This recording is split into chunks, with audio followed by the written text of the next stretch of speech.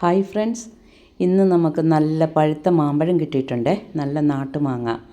അപ്പോൾ അത് വെച്ച് നമുക്ക് ഈ വർഷത്തെ ആദ്യത്തെ മാമ്പഴക്കറി ഉണ്ടാക്കാം. അപ്പോൾ വീഡിയോ ഇഷ്ടപ്പെട്ടെങ്കിൽ ലൈക്ക് ചെയ്യാൻ മറക്കരുത്.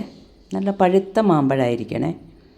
നല്ല മധുരവും അധികം പുളിയില്ലാത്ത മാങ്ങയാണ് നല്ലത്. അപ്പോൾ അത് മാങ്ങയുടെ തൊലിയൊക്കെ പൊളിച്ചെടുക്കാം. ഞാനിങ്ങനെ അതിൻ്റെ ആ മൂടങ്ങ് ചെത്തിക്കളഞ്ഞിട്ട് ഇങ്ങനെ വലിച്ചെടുക്കുകയാണ് ചെയ്യണേ. നല്ല മധുരമുള്ള മാമ്പഴമാണ്. ഇതുപോലെ എല്ലാം നമുക്കിങ്ങനെ തൊലി കളഞ്ഞെടുക്കാം.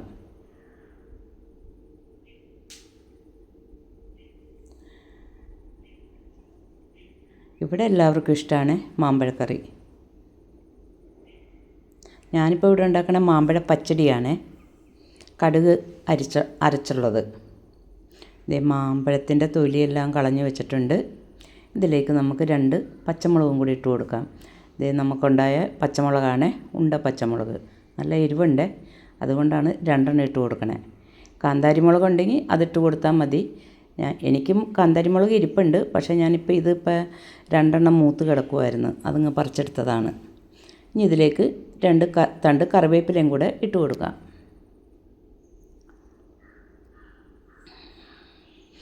ഇനി 1 നുള്ള് മഞ്ഞൾപ്പൊടി. ഒത്തിരി അങ്ങോട്ട് മഞ്ഞ നിറം വേണ്ട, 1 നുള്ളിട്ടാൽ മതി. ആ മാമ്പഴത്തിൻ്റെ നിറവും കൂടി ആകുമ്പം നല്ലൊരു നിറം കിട്ടും. ഇനി നമുക്ക് ആവശ്യത്തിന് വെള്ളം കൂടി ഒഴിച്ചു കൊടുക്കാം.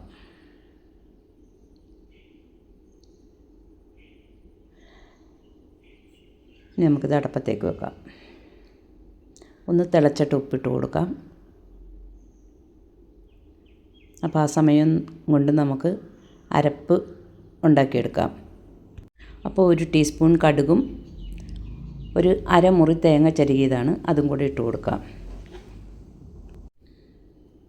ഇനി ഇത് നല്ലതുപോലെ അരച്ചെടുക്കാം.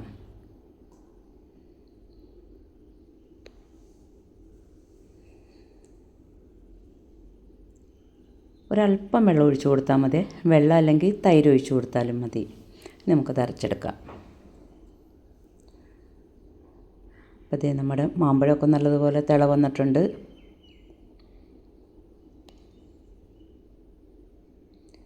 ഒന്ന് ഇളക്കിയിട്ട് കൊടുക്കാം. അടിക്കൊന്നും പിടിച്ചിട്ടില്ല. മാമ്പഴം പെട്ടെന്ന് അടിക്ക് പിടിക്കുവേ, അപ്പോൾ അത് ഇടയ്ക്കൊന്ന് ഇളക്കിയിട്ട് കൊടുക്കണേ, നല്ലതാണ്. ഇനി ആവശ്യത്തിന് ഉപ്പിട്ട് കൊടുക്കാം.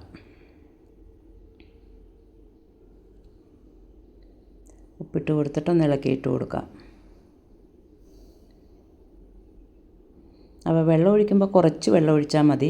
ഇത് നല്ലതുപോലെ കുറുകിയിരിക്കണേ ആണ് നല്ലത്. ആ ഒരു പരുവാണ് നല്ലത്. ഇനി നമുക്ക് അരച്ച് വെച്ചിരിക്കുന്ന കടുകും തേങ്ങയും കൂടെ ഇട്ട് കൊടുക്കാം.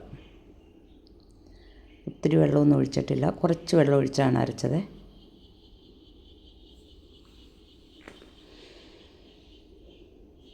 നമുക്ക് ആ ജാറിലുള്ളതും കൂടെ കഴുകി ഒഴിച്ചു കൊടുക്കാം, 1 തുള്ളി വെള്ളം ഒഴിച്ചിട്ട്.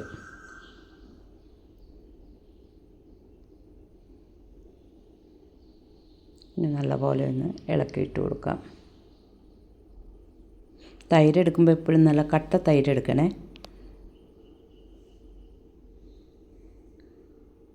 അധികം പുളിയില്ലാത്ത തൈരുമായിരിക്കണം.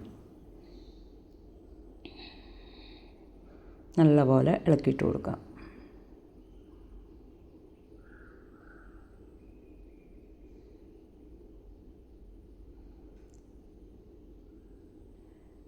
ഒന്ന് തിളവട്ടെ, പതുക്കെ ഒന്ന് ചൂടായാൽ മതിയേ. ഇനി ഇതിലേക്ക് ഉടച്ച് വെച്ചിരിക്കുന്ന നല്ല കട്ട തൈര് ഒഴിച്ചു കൊടുക്കാം. ഈ തൈര് ഒഴിച്ച് ഒത്തിരി നേരമൊന്നും തിള വരണ്ട, പതുക്കെ ഒന്ന് ചൂടായി കിട്ടിയാൽ മതി.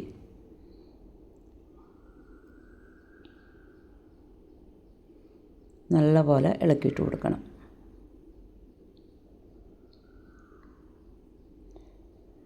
ഇനി അവസാനമായി നമുക്കിതിനൊന്ന് താളിച്ചും കൂടെ ഒഴിക്കണേ. ഉപ്പുണ്ടോ എന്നൊക്കെ നോക്കാം.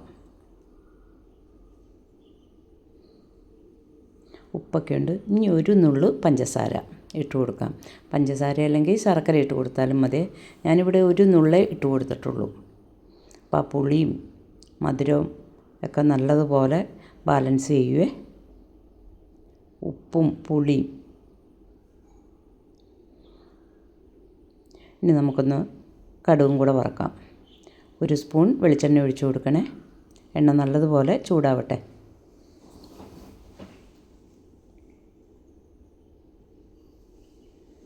എണ്ണ ചൂടാകുമ്പോഴത്തേനും നമുക്കിതിലേക്ക് ആവശ്യത്തിന് കടുകിട്ട് കൊടുക്കാം.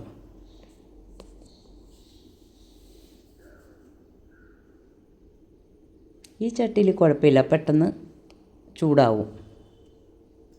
ആ വലിയ ചട്ടിയിലാണ് ചൂടാവാൻ ഇത്തിരി പ്രയാസം.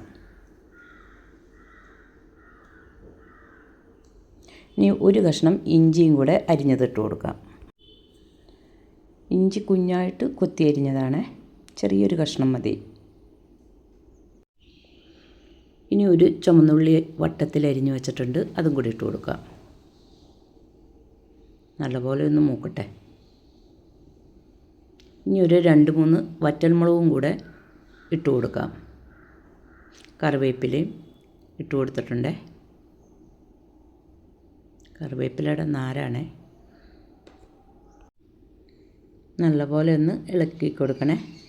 ഇപ്പോൾ ഇതേ ഉള്ളിയും കറിവേപ്പിലയൊക്കെ മൂത്തിട്ടുണ്ട്. ഞാൻ അവസാനമാണ് ഈ വറ്റൽമുളക് ഇട്ട് കൊടുക്കുന്നത്. അതിൽ പെട്ടെന്ന് അങ്ങ് കരിഞ്ഞു പോകും. അപ്പോൾ നമുക്ക് തീ ഓഫാക്കാം. ഇനി ഇത് നമ്മുടെ മാമ്പഴ പച്ചടിയിലേക്ക് ഒഴിച്ചു കൊടുക്കാം. ഇപ്പോൾ വീഡിയോ ഇഷ്ടപ്പെട്ടെങ്കിൽ ലൈക്ക് ചെയ്യാൻ മറക്കരുത്. ഇതുപോലെയൊന്ന് ഉണ്ടാക്കി നോക്കാനും മറക്കരുത്. Thank you.